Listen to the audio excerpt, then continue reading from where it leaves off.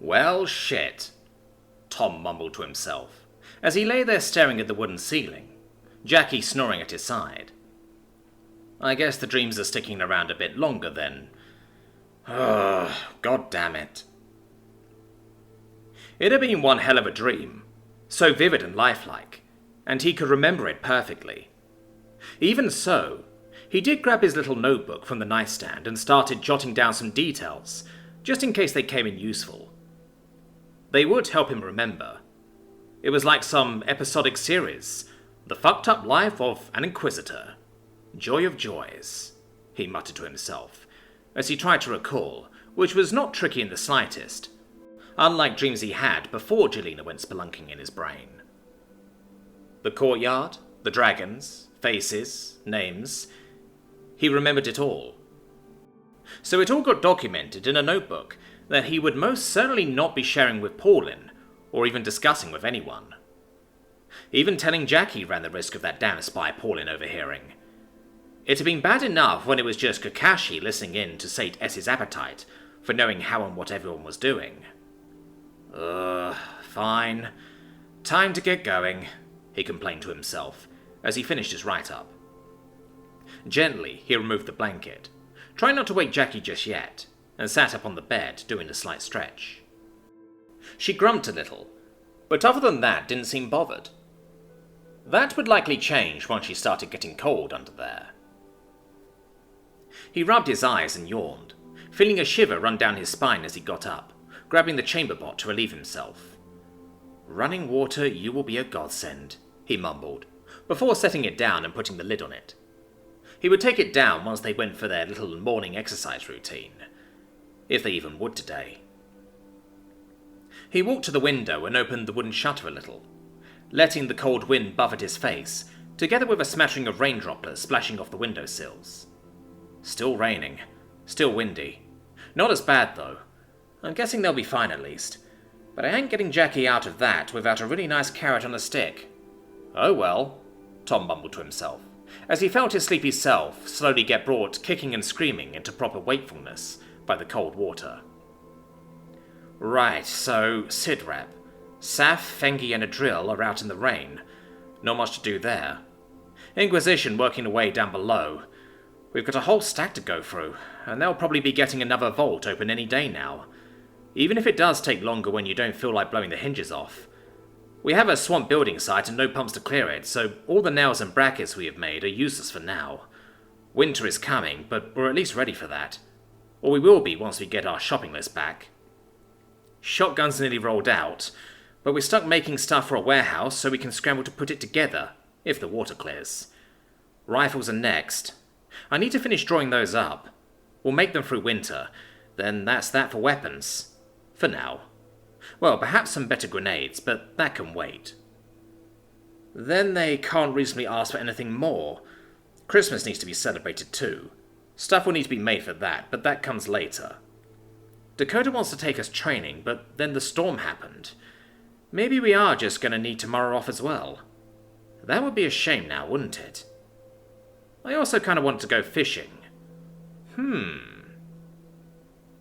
For now, today is a weekend. No training with Dakota. Retrick might try and get some hours in, but I would rather not. So what should I do? He shuttered the window again to ponder to himself, sitting down by the small table and rubbing his bearded chin a bit. Kinda funny Pauline hasn't even objected to the whole days off idea, at least not where I could hear it. No way she's not hating this, unless she has something she wants to do today. What would she even spend the day on? Nah, who am I kidding? She'll be spending the day spying on everyone to work out who she likes and who she doesn't. Yeah, that would make sense now, wouldn't it? He mumbled, as he glanced over the drawings strewn over the table and the shut-down laptop. Do I want to just relax for a day? I've done plenty of that, though. And with winter, we'll have oceans of free time by the sounds of it. No, fuck it. I'm grabbing a detour. I want to know how all this crazy anti-grav stuff actually works. And that weird cold steam stuff. The key could really use central heating. Maybe just use regular water steam, though. Kinda defeats the point if the radiators are cold. Else it sounds like we would need really high-pressure pipes. Yeah, that ain't happening. How the hell does that even work? Do you just vent the ice-cold steam after you're done with it? Steam cools when it expands, after all. This stuff might even make a cryogun or something. And is it just wasted? Adita was talking about rituals and frost powder. Doesn't sound like something you want to just vent. But a condenser won't work unless you can somehow cool the spent steam down to minus whatever the fuck. Magic heat exchanger, maybe? But that would need to be powered. No such thing as free energy, even with magic by the sounds of it. And surely the expansion wouldn't sap enough heat to condense it either. Even if it did, that would lead to vacuum in the cylinder, not exactly optimal. Tom let out a groan, grabbing his hair and resting on his elbows, as he tried to come to terms with whatever fuckery this stuff was. Now I know how Adita feels about the laptop and plastics. Ugh.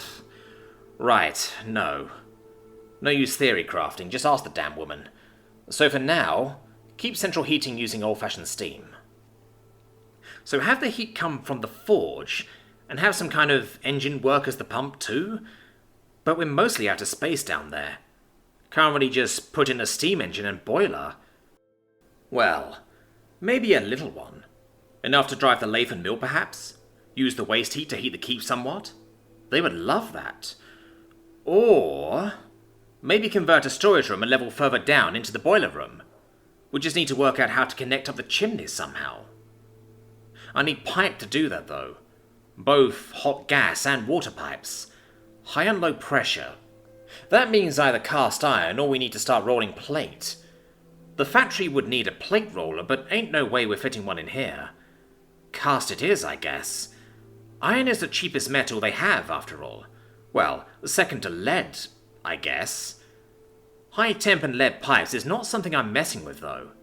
If we do make cast iron pipes, it would be in segments. How do we join them? Can't just braze it. We would need threaded joints. Oh, that is going to be hell to make on any sort of scale. We can't cast that, so we need to cut it, which means making thread-cutting tools able to chew through cast iron. God damn it. I guess maybe that adamantine stuff would be useful for that? Anyhow, to work. Better to worry about what I can do something about for now. He sighed to himself, as he turned in the chair to face the desk, scratching the back of his neck. Right, where were we? Yes, caliber choice. No need for neck-down rounds, we've got chamber pressure for days. Single shot for now, at least, and sticking with 45 caliber, straight wall, since it's easier to make. Gonna need new bullets, though. Don't want the old flat-nose ones for the Marlin. Ugh. That would mean designing a new bullet. I know jack and shit about that. I wonder if something else might fit. He pondered to himself, getting out the laptop to do a quick search for the odd manuals he had. Nothing useful seemed to pop up. Most 45 caliber, as it turned out, was either for pistols, or rolled as Ball's rifles, much like his Marlin lever gun. And it wasn't like he had Google to narrow down some hand-built monstrosity, likely from Texas or something. Sharing calibers was a bit of a moot point. Anyway, the pointy bullets of what he wanted might just set the whole magazine tube on his gun when fired, or if he dropped it, and he would want more pressure than it could handle anyway. Actually, it sounded like an accident waiting to happen. After some more searching for something at least close to what he had, he was left disappointed, though it did highlight another slight problem with his plan. Making a long, slender 45 caliber bullet would put it within spitting distance of something like 50 BMG from the heavy machine gun. That was far too heavy a bullet to be using for any of this. And if he wanted a rifle that big for killing dragons, or some kind of dangerous game perhaps, he would just use the damn 50 BMG they already had tools to make. So either stick with something like the 45-70 from the Marlin, and don't worry about it, or go with a lower caliber faster round. Ugh. Decisions. We wanted putting holes in armor first and foremost. And Mithril is a light, strong and tough bastard, not to speak of that magic that messes with inertia. They can probably strengthen the metal too with it somehow, so 30 cal then. It's the most common caliber for a reason, universal incarnate. Use straight walls and rely on the flash to get the pressure of a Spitzer round, like 308. Much easier to make and no need for filler. Just a bit of messing around with case length. I really would want something that could measure the chamber pressure, or at least just the muzzle velocity for getting rifling right though. Oh, why didn't I bring a chronograph? Tom sighed, leaning back in his chair and cursing the fact he hadn't just bought every scientific instrument he could think of and reasonably afford. Might need to ask Adita if she has any good ideas on that one. Otherwise, make one and keep test shooting until the fucker at least doesn't keyhole or wobbles too bad. Don't need to be perfect the first time around, after all. A good guess should see us close enough.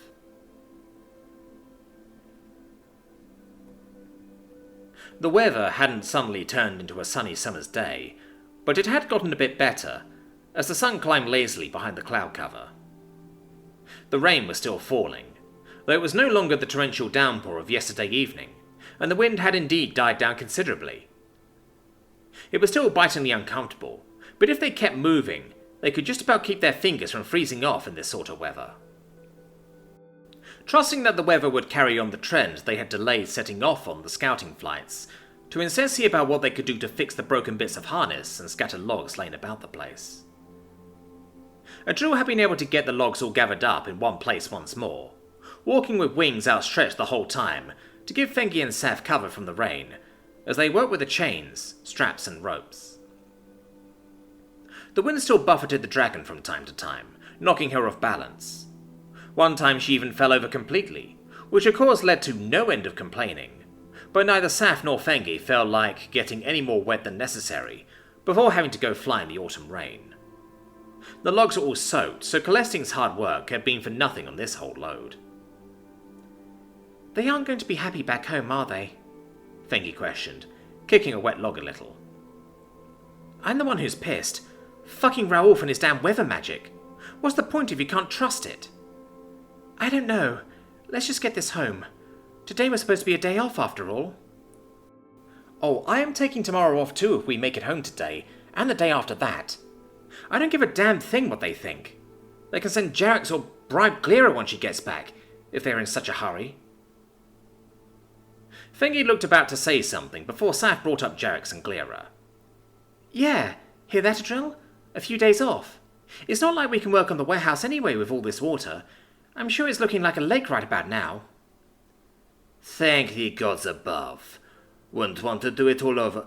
Oh, wait! Adrill replied darkly, glaring at the bundle of logs. Are you about done with that? It's only two of us. Give us a damn minute here, Seth grumbled, getting back to wrapping rope around the end of the log Adrill had perched, so it had an end sticking into the air. Keeps aren't built in a day, after all. Well, you'll better get this done in a day. You know, once we get home, we'll be in for a warm meal and a warm bed too. We aren't being slow because we want to. No, you're being slow because you suck at this. Hurry up! Adrill snarled, annoyed, before a gust of wind nearly knocked her off balance again. Stupid fucking weather. We're huntresses, not loggers, and keep the wind off us, please.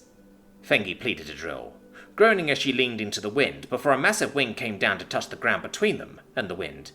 Thank you very much. Adrill didn't respond, instead just grumbling angrily and looking around the landscape. With the field repairs complete, they finally managed to get her hooked up to what was left. Stalling for a time, a little longer, to let the weather clear a bit more, Seth and Fengi had rebuilt their shelter on Adrill's back, though this time they had rigged additional straps for them to hang on to, between the spines on her back. Handrails, if you would.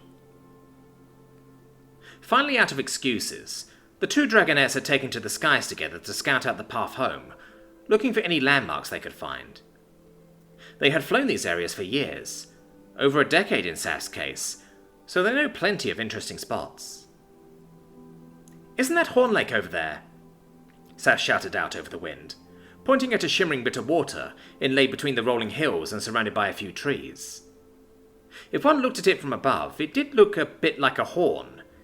If there was something wrong with you, that is. Yeah, let's find Tritop. Has to be that way, right?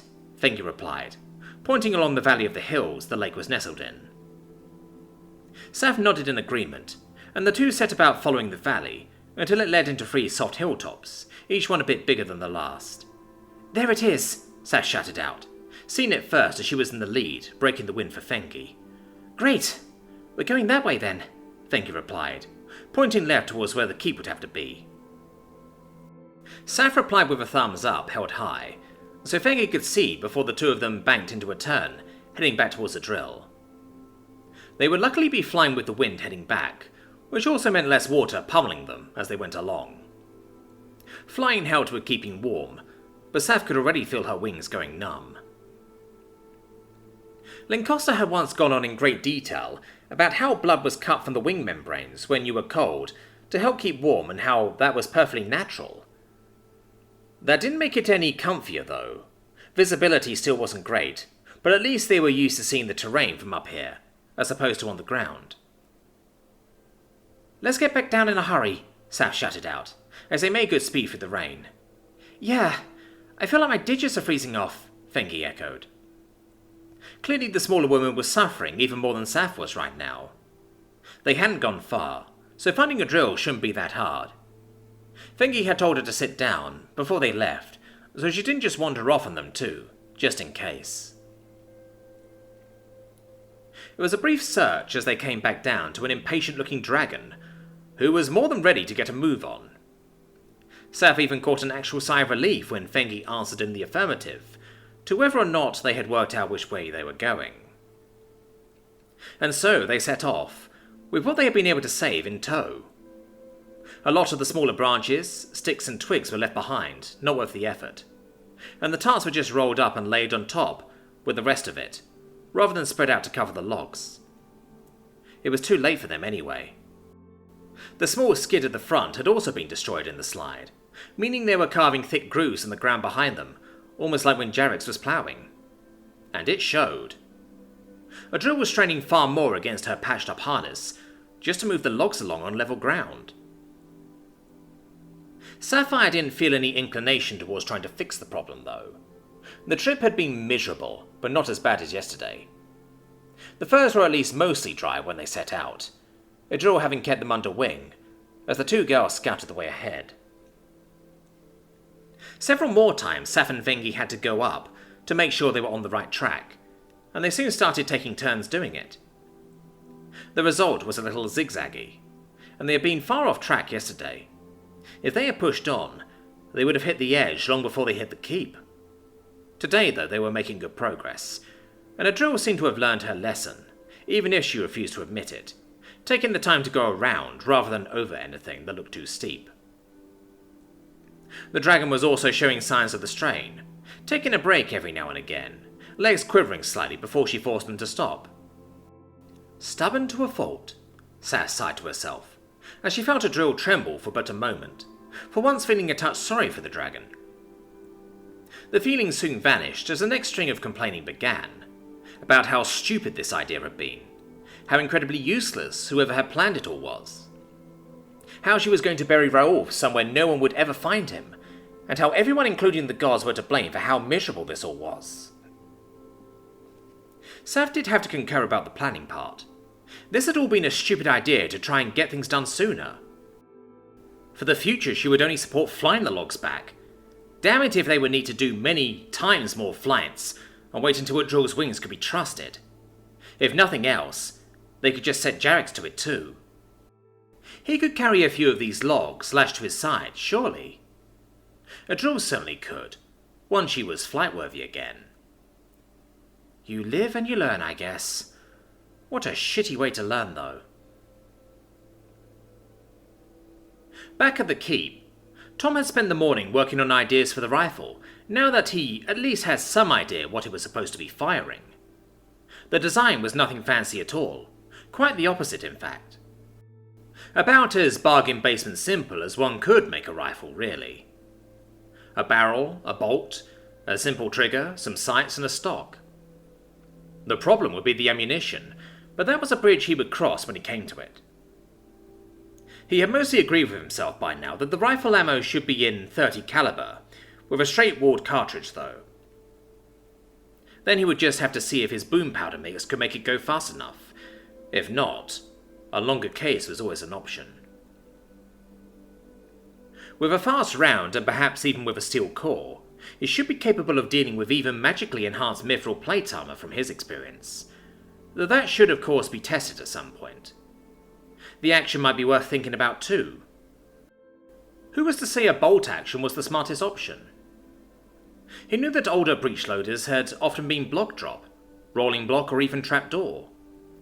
What he didn't know was which one could both survive the pressure he wanted and be the easiest to make. The falling block had less lathe work than any of the other options, and he had seen an old Martini Henry rifle a while back at a museum. It was almost a little too ironic to give the Bismarcky Redtails a red coat gun though. He guessed there was the American Sharps, which were pretty similar as far as he knew. Both would need to be scaled down to take 30 caliber rounds for his use, rather than those big old black powder rounds they had been designed for. There was also the Remington rolling block guns he had seen at the Danish Armoury Museum. He knew some of those were converted to smokeless and kept in service, likely longer than had been a good idea in true Danish fashion.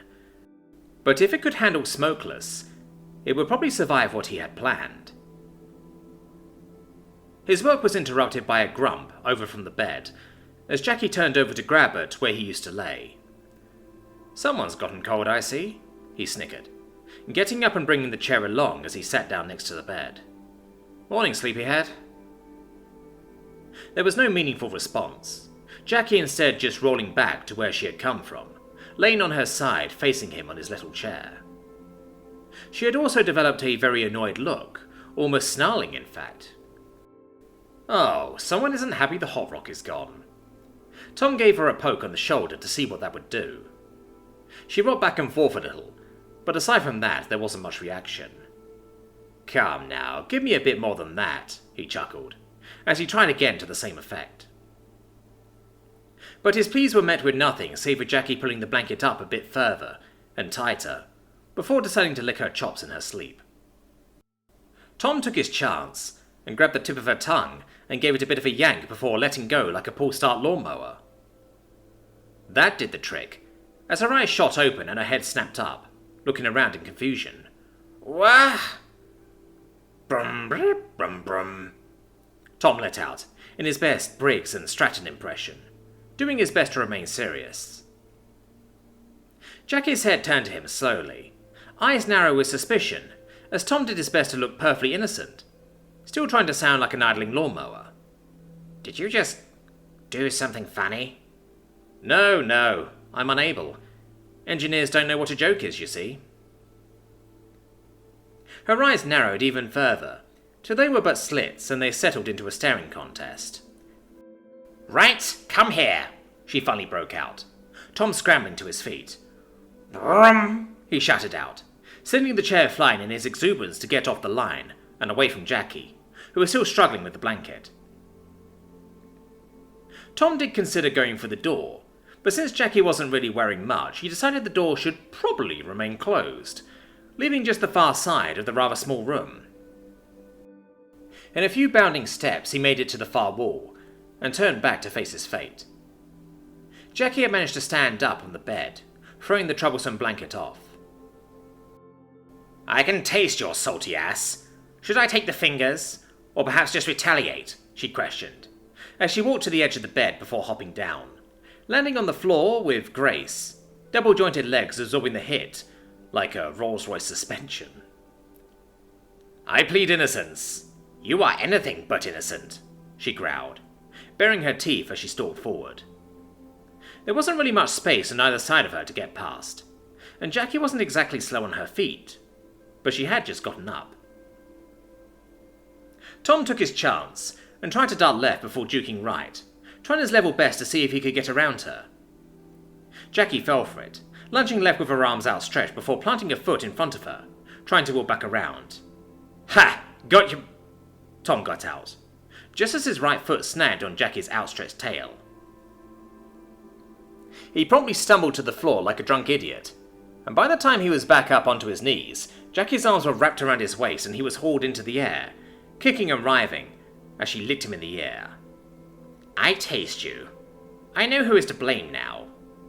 "Let me go, you foul woman. I've done nothing wrong," Tom protested, as he tried to kick and flail to get free with predictably little effect. When he finally gave up, Jackie threw him onto the bed and tossed the blanket over him afterward, blinding him. Not quite sure what she had planned, Tom looked for the edge of the blanket as he heard her call out, "Cannonball!" He immediately threw himself to the mattress and covered his head, expecting an impact at any moment. Jackie was kind enough to give him a few seconds to duck before jumping, but she still came down rather hard on his back, even despite the lower gravity. It didn't hurt much, but Tom still let out an involuntary groan before he started struggling once more to get out from under the blanket. Jackie, now, lying on top of him.